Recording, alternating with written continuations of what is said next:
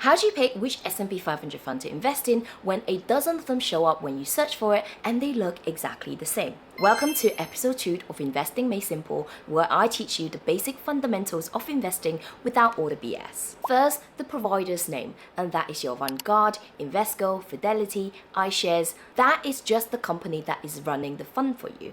In a nutshell, they all do the same job. They track the same index and the same 500 companies. So what you're really choosing between is the fees and the structure of the fund. Second, ACC versus DIST. For example, Vanguard has two versions of the same thing, VUSA and VUAG. This means distributing, which means it pays its dividends directly into your account as income, usually quarterly. ACC means accumulating. This is where the dividend gets automatically reinvested back into the fund, i.e. buying more of the shares for you so that your investment just quietly grows and compounds without you ever doing anything. And that is why in the trading platforms you will see that the VUAG is currently trading around £108 and the VUSA is trading around £106.